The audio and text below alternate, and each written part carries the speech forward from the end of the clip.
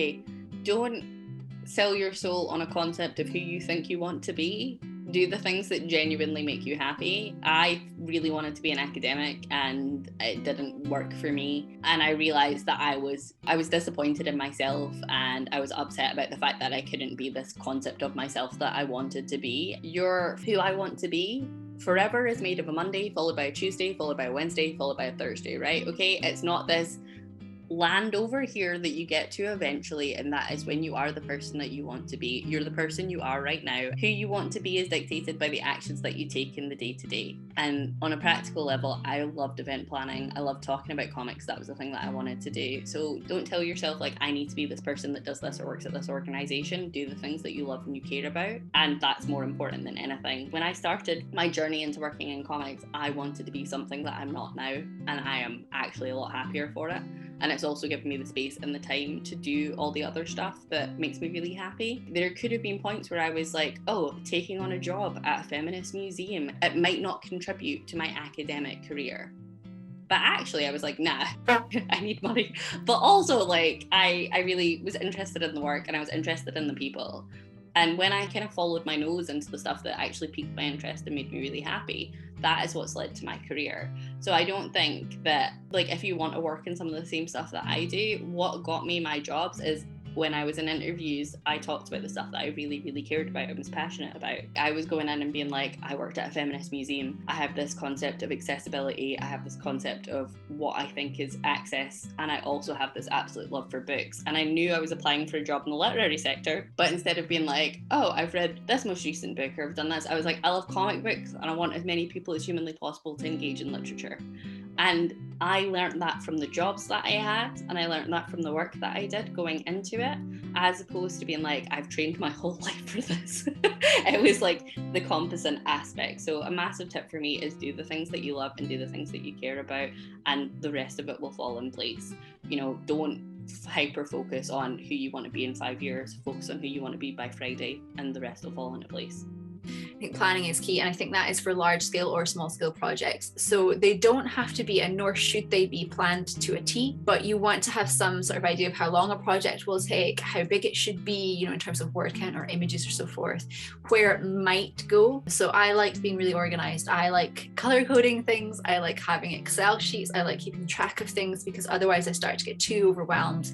I don't know what I'm doing. I get that thing called errand paralysis, where there's too many things to do, so I don't know where to start. But other people hate that kind of idea as well, being organized. So it's about finding the rhythm that works for you. And for me, planning is sort of like a salve for anxiety that I have over planning. For me, the best advice is having an end in mind. For example, if you start creating a story, think about, am I going to create 5 issues? Am I going to create 4 issues? Or am I going to create 10 issues? Have that plan so that when you introduce people to new characters, don't stop at 1 issue. Always have that plan of when you're going to release the second one, so that when you start, you know, introducing these fans to new characters, you keep feeding them what they want. The fans want to read more stories. Always have a plan in mind, and also find a team that is small, that is passionate as you, you know, and are willing to work with you, and they communicate. And because the most important thing here is communication, especially with the pandemic, people not meeting in person. You want to be able to get on calls and emails and keep working towards that deadline. So find the most passionate people and work with them, and the sky is the limit. Working on a larger project, especially comics, which is such a time-consuming medium, as we all know, I think, you know, it's a bit like running a marathon, and that pacing and that commitment to really keep showing up and doing the job. And for me as well, I think sometimes when you've got a really big project that might feel a bit daunting, before I start, I really like to connect with the why of a project. So why is this important? Why do I want to work on this? Why do I want to invest all this time and energy into this project and give myself to it fully? It's something that they use in branding, for example, but it's such a useful thing to do. And for me, connecting to that why at the beginning is what will help keep me going in those long late nights of work, or those times when you slightly lose focus of what's going on with a project. Coming back to that why is so important. And, you know, sometimes it might be doing a bit of writing at the start of a project. It might be, sometimes I like to draw a picture that kind of symbolizes or represents that why that's connected to that project. And I'll put it up on the wall, and it just helps me stay focused, you know, because it can be a marathon, like I say. With zines, I tend to limit myself to no more than a couple of days on them. For me, they're really great ideas, proving grounds, just sort of quickly get stuff down. So I tend to do them as quite automatic writing, automatically drawn and written, and I limit myself to how long I can spend putting them together, because I think the best part of zines is that immediacy. They're not polished, but they are raw. It's not about going, oh, look at this thing that I spent 3 days drawing. That's not what a zine's for. I think that's that where you take that kind of mental cloud and just chuck a bit of it at an A4 sheet and fold it up and go, oh, okay, that's, you know, really interesting. Whereas with longer form stuff, especially something like Barking, which I knew would be probably over 100 pages, it was a really daunting prospect, you know, to work on something that large. So what I did is I broke it into chapters, and I think even if you don't want that for your storytelling per se, I think you could at least put it into scenes, and that would give you a way of moving into it. I was a 2D animator, and I did sort of films at uni and then worked on some music videos after that. And I think I bring a lot of that practice to my comics making. I think you're always breaking it into scenes and thinking about where you can limit what you're focusing on at a time. You know, I think if you see something as a whole, it's massively overwhelming to be like, I got this like 100+ page story, but you can put it into sections. And even if it's like you've got a certain location for part of your story, like maybe you draw and write out that bit and then you move on to the other. A lot of people are quite into working on different parts of the story at different times, so it keeps your artwork fresh. But I do have to do my stuff in a linear way. I have to go from the start to the end. I can't do that, jump in at the end and back to the middle. My brain just gets utterly frazzled by it. So I do have to work linear, but I am doing that in a mix between text and art and thumbnails. So you're moving backwards and forwards mentally on that. If it's a large project, break it down, find a way to ease yourself into it. Give yourself reasonable deadlines, because things always take about 3 times more than you think, particularly lettering and colouring. You know, like I always forget things like how long it takes just to scan and prep. I've only got an A4 scanner, so if I'm working on A2, I've got to fit those pages back together in Photoshop, and I never seem to count that time into the way I work, which I don't know why, but it just like mentally doesn't stick. So, you know, give yourself a kind of contingency of extra week or so. And also, comics take forever, so don't give yourself a hard time about how long it might take. It takes as long as it takes. I think it's harder when you've been paid and you've got a fee and you're like, I have to make it work for me financially. You know, you've got to manage what you can do. Like part of that time management and having to make those compromises is that you're probably not going to be paid enough for it to take any longer than a certain amount of time as well. So you've got to really think about when you come up with the ideas. Like I have a terrible habit of overdoing the look of something, and then I'm sort of stuck in having to do that for a couple of months, and I can see my fee being worth less and less and less and less and less and less. Try at the start, if you can, which I'm still working on, to be conscious of how long doing that thing will take if you're doing it for, you know, 9 panels on a page and 30 pages or 100 pages. So it is one of the reasons Barking is black and white, as well as it being right for the story. I knew that I could draw quickly in that style and it shouldn't take me that long to lay out, but the layout stage, I drew it really quickly. I drew it in like 6 weeks, and then I probably spent about 3 months laying it out and getting the pages ready. So it was the complete kind of opposite of what it should be. I mean, no one gets it right first time. I think you learn as you go. You know, it's definitely a kind of career where you're always developing and understanding yourself better as a creative, so you've got to be open to that. Just don't give yourself a hard time. You know, I think that's my greatest advice, is just give yourself a break. What you're trying to do is extremely hard, but very, very worthwhile in the end. There are differences in how you should approach the creation of comics, whether they are sort of a shorter sort of length comic or a longer length comic. When you are working for a short story, if you're producing any comic less than about 50 pages, to me, everything is pretty much interchangeable. Everything you can sacrifice, all in name of a message. The key point of any short story is, what is the gut punch feeling I want to leave a reader with? And so everything else can be sacrificed in the name of that. You need to be very, very single-minded with thinking, okay, is the setting I've got, are the actions and what happens with those characters, and the characters that I've got, do all of those actually work together to leave the reader feeling like this? So it is the theme you have to get across straight away. Thankfully, this is something I've had a lot of experience doing, because I do a lot of anthology pieces, short stories and stuff like that. And you figure out your page counts. And that's the other thing as well. If you're working with short stories, there are certain sort of limits that come with that. And so you have to know from the very beginning, am I writing something that's 10 pages, or am I writing something that's 50 pages? And then you then come up with something that can be paced appropriately across that time. So it's kind of like you're making it to order. You have to be really ruthless. That's how you have to be if you want to make that short story of yours work effectively for that time. Short stories have to be efficient, they have to be efficient at sort of like getting the message across.